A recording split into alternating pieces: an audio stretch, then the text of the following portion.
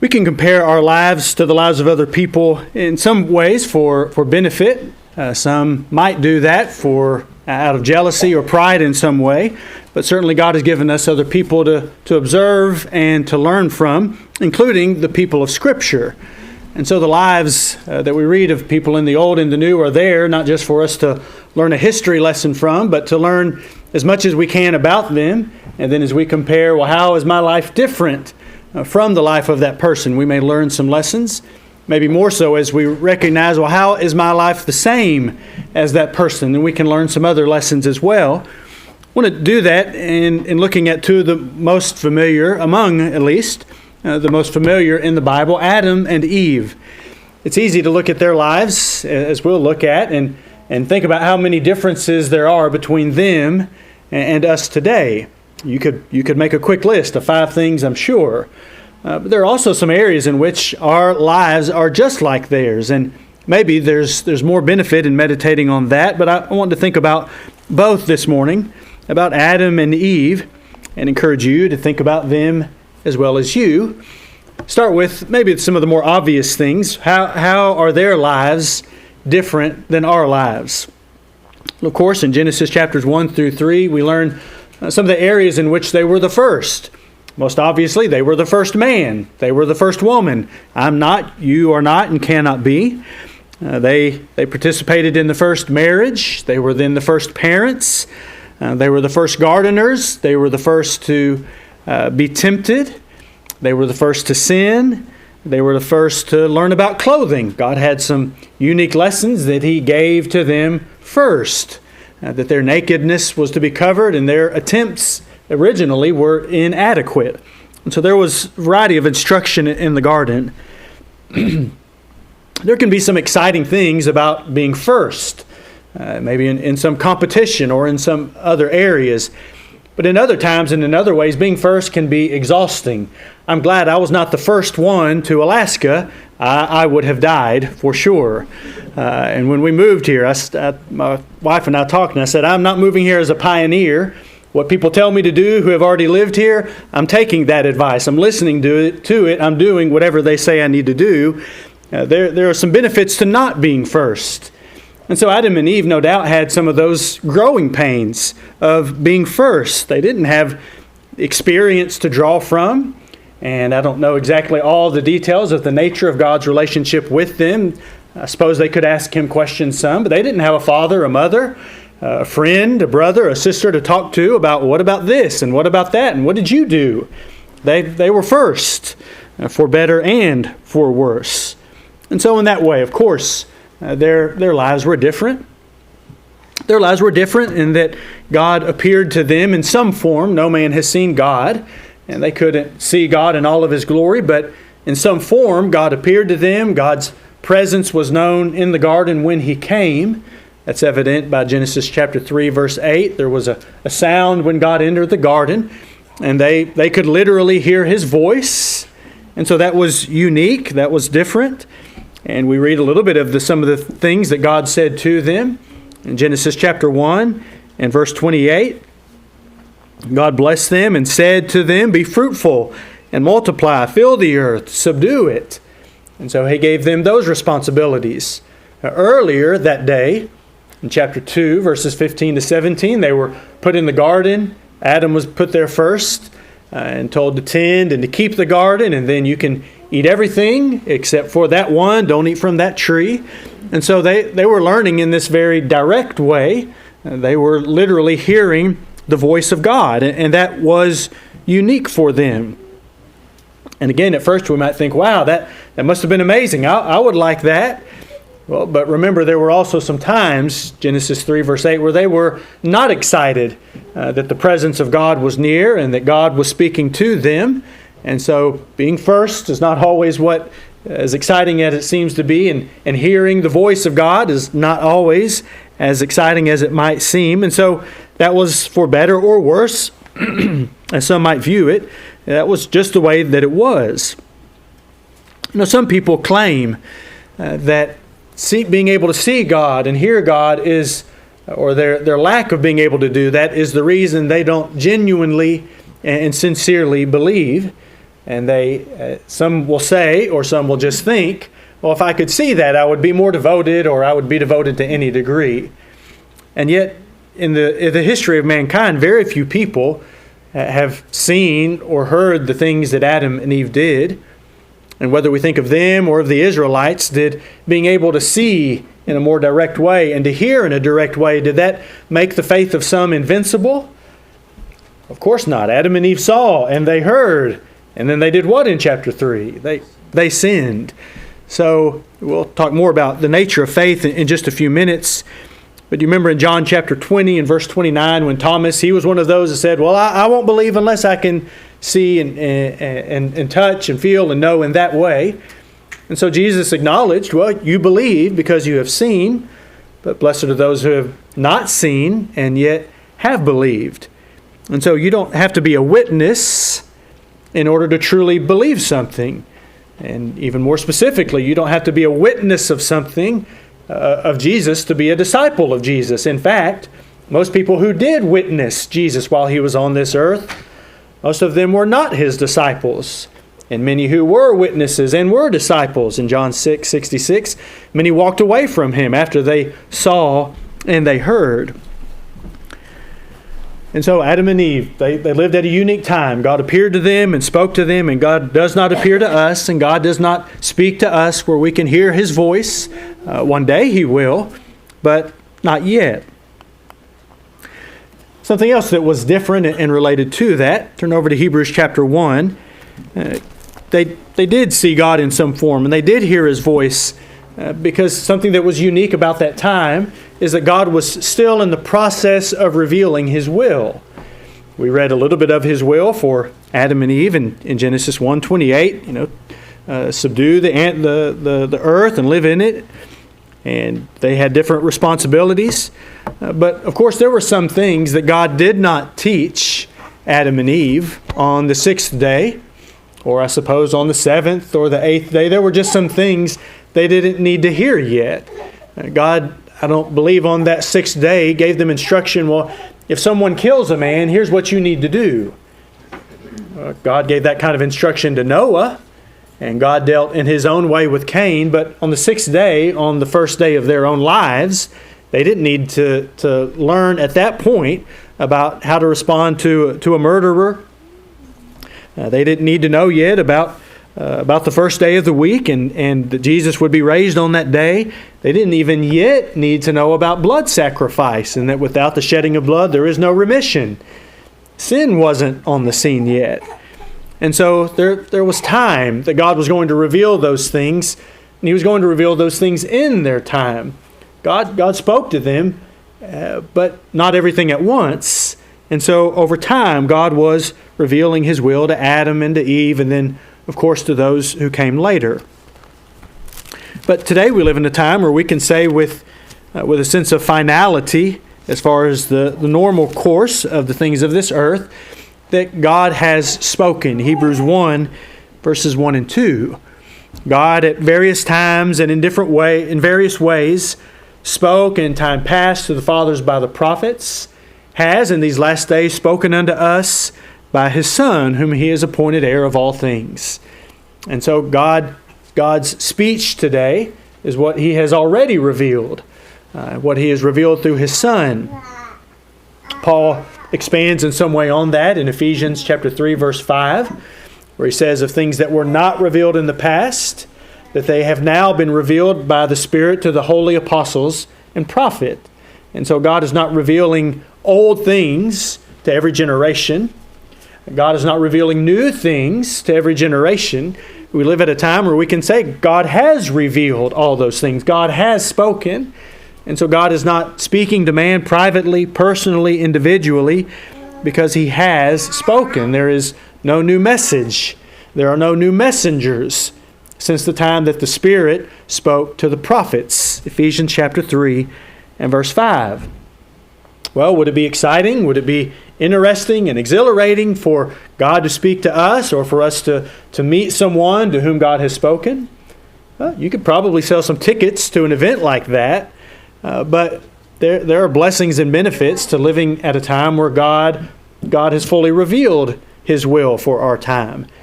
We don't have to expect, well, I wonder, is God going to speak tomorrow? And how might some change tomorrow change the things that are today? Abraham lived in a time like that. He woke up one day and he was told to do something that he was not planning on doing, and that changed everything.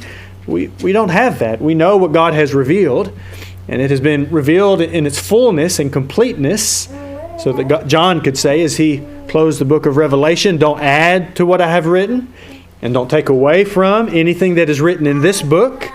And that would, of course, apply to anything that God had revealed. And so that was not true with Adam and with Eve. Day to day, there would be some new things that God was in the process of revealing to them and to all man. And so it is different for us. And then briefly, touched on this already to some degree, but just to think of it in this way, how is our life different than theirs? Well, there are some things that God expected of them that He does not expect of us. Their career path was chosen, at least in the beginning. They were to be tenders of the garden. What was worship like in the garden before sin?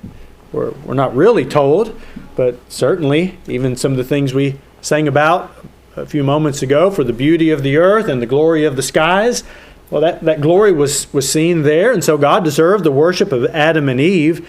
That's not just in response to sin, but then after sin, there was some new ways of worshiping. An altar needed to be built, and a blood sacrifice needed to be offered to God. So there were some changes. There were certainly some differences. You don't worship God that way today, do you? We don't.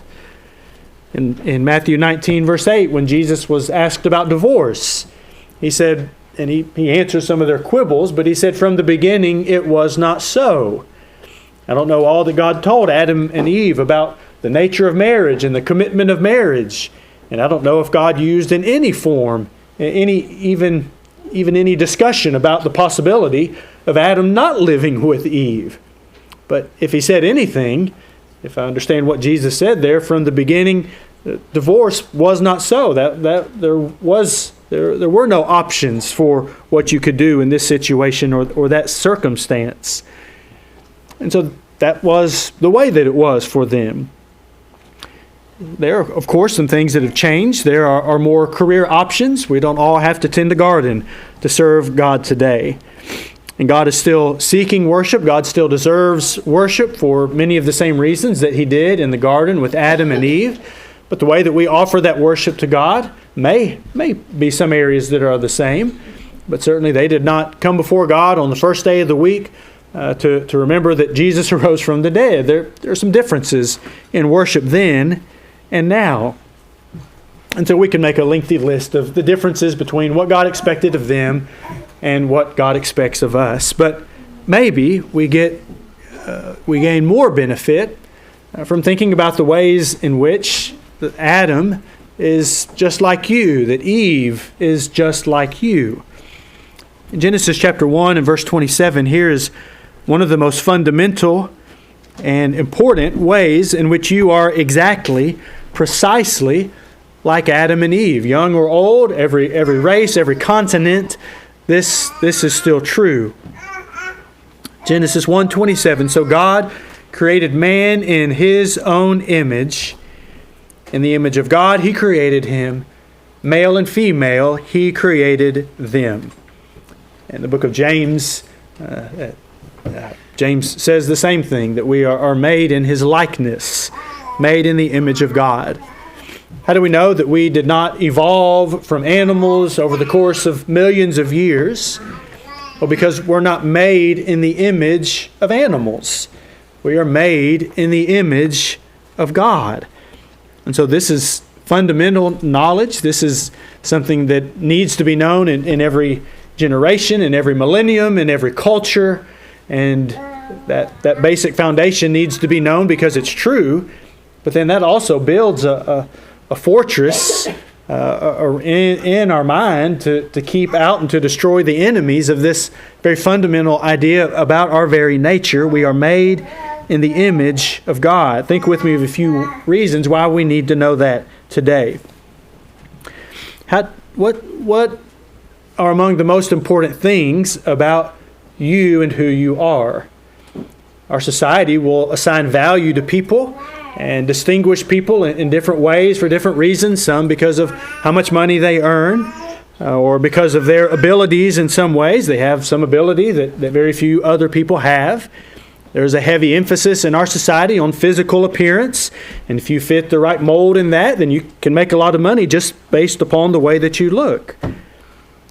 Different ways that we might gain the attention of others and how we perform something. These are ways that many people base day to day their lives based upon these things. And if something were to change in their ability or in their appearance or in their career, then that reshapes their whole daily routine and even the way that they think about themselves and their role in their family and their role in their society.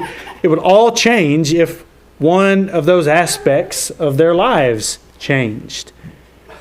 But this doesn't change, and this exceeds and it goes beyond any of those kinds of things that we could list, and that is that we are made in the image of God, and that will not change, and regardless of what society values or doesn't value about you and what you have or who you are in some way, this doesn't change. We are made in God's image. When our society talks about self-esteem, what should I esteem? What should I think about? What should I value in myself? This should be at, if not near, the top of that list, that I'm made in the image of God. Because the things that we might value or that we might borrow from our society as to something of value, well, all of those things can change in one way or another. And so what happens when life is horrible because of the decisions that someone else makes, and that makes my life horrible, or sometimes it's my own decisions that make my life horrible for the rest of my life, well, then what? Every study that I've seen indicates the suicide rate over time continues to rise, and I don't know that I could attribute that to any one single issue or matter, but when people have something in life, whether it's their fault or that of others, and regardless of what other people tell them about, it'll be okay, things will get better, when in their mind they can't foresee that and they don't believe that, when they don't have in their own mind any reason to hope. Here is something that provides, is related to that anchor that we sung about a few minutes ago. Jesus is that anchor, and we are made in His image. Sometimes when a pet becomes so seriously ill, there's some line, and we have to put that pet to sleep, as we gently say. Well, what happens when grandmother is in a painful condition? What happens when there's a baby who's growing and has some severe health problem? What's the difference in the pet and grandmother and that small child? Well, this is the difference. That cute pet, or that sentimental pet who may not be so cute anymore, but whom we just love because of years and time, that pet is not made in the image of God. Grandmother is made in the image of God. That baby is made in the image of God. These are things that I hope are obvious to us. These are things that our children need to learn as they go, and there are not very many teachers of these ideas in American culture and society. Whatever you think about people making different films and shows for children, I don't recall any show from any era that implies something about being made in the image of God. Where are our children picking that lesson up from? Not from being an American.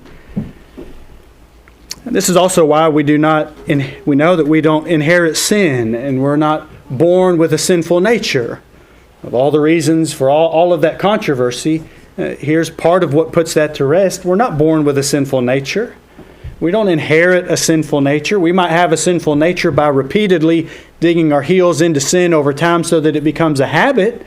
We can have something of our nature in that sense.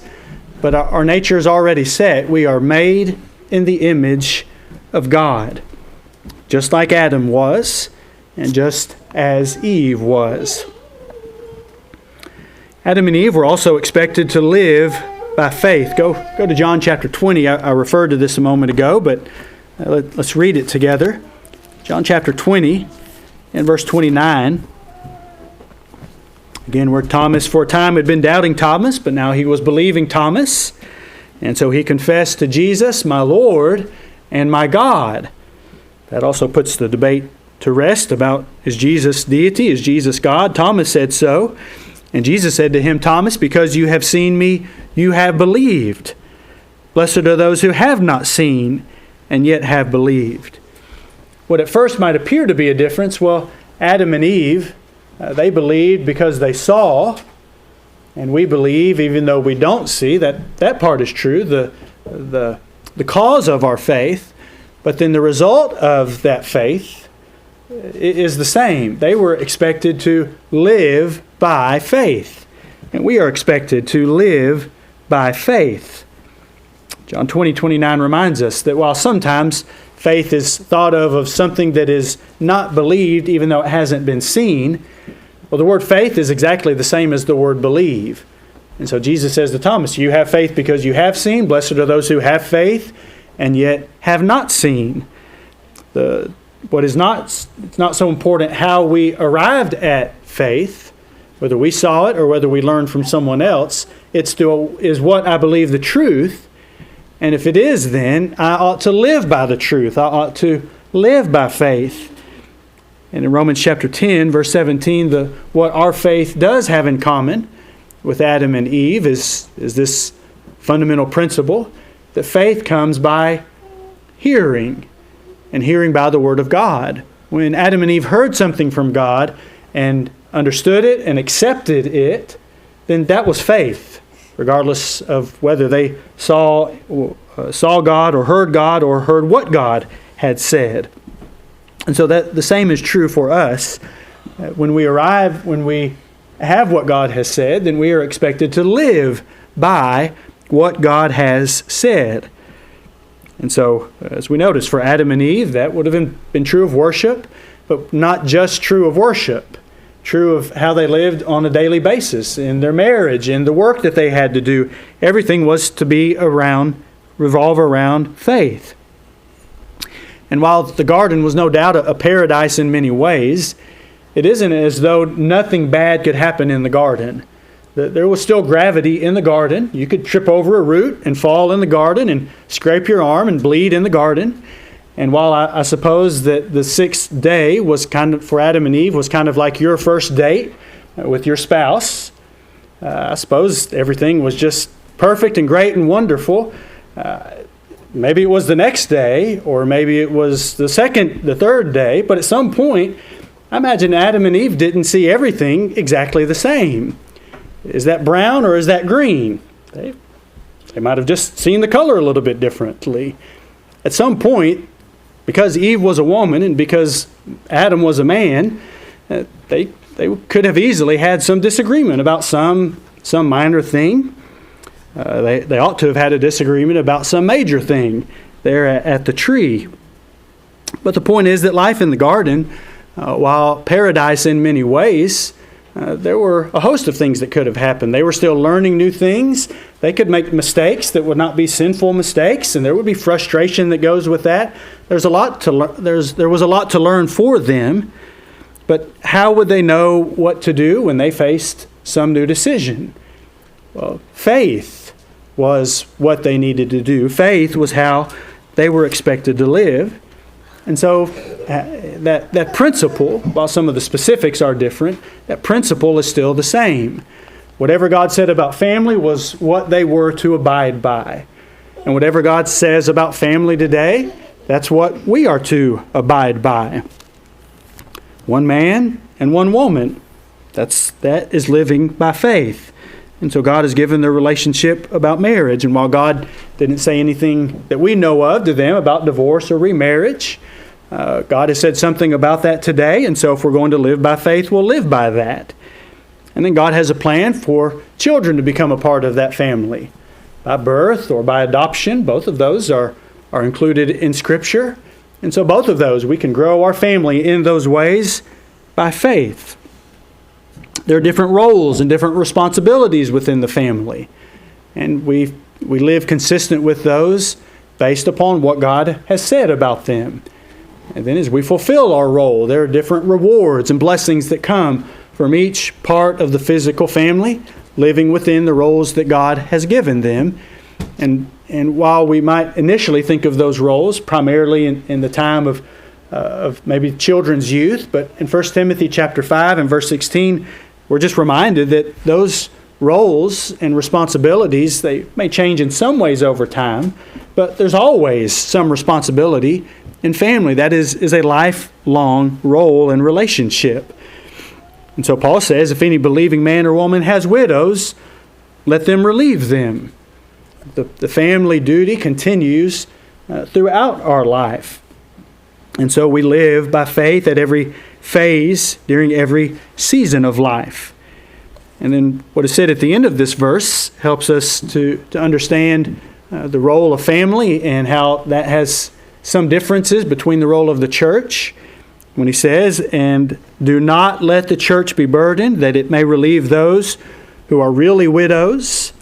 And earlier in the context, there's some explanation for what he means by who is really a widow. But one night of the gospel meeting, a good question was asked. Well, aren't we always the church?